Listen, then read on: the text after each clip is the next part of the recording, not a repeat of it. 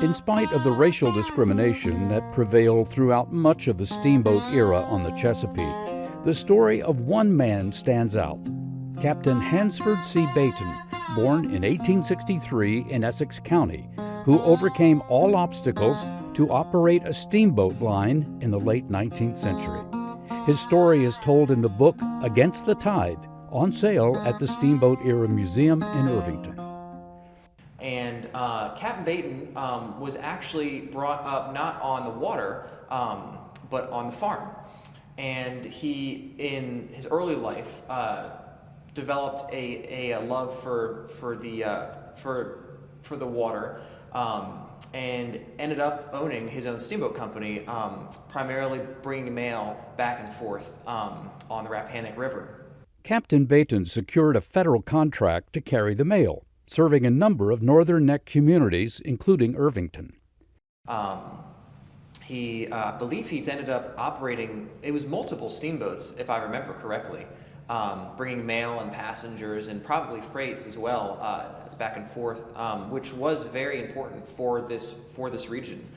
Getting the mail, it might sound simple to us, but the importance of getting the mail on time, getting not just correspondence from your loved ones, but also important federal and state papers as well. I mean, everything had to come by steamboat, and so he was part of that sort of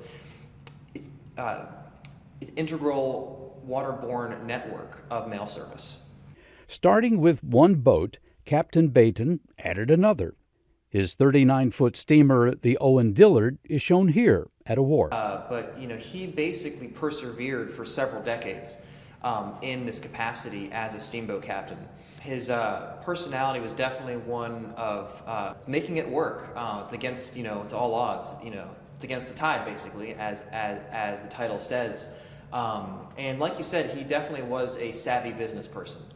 And with it came success. In 1895, Captain Bayton was elected to the Tappahannock Town Council, perhaps drawing the ire of many firmly entrenched segregationists of the era.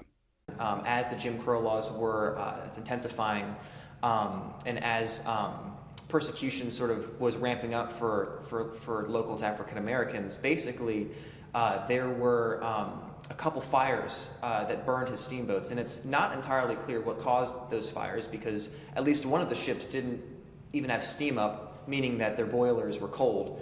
So it's unclear what the fire source would actually be.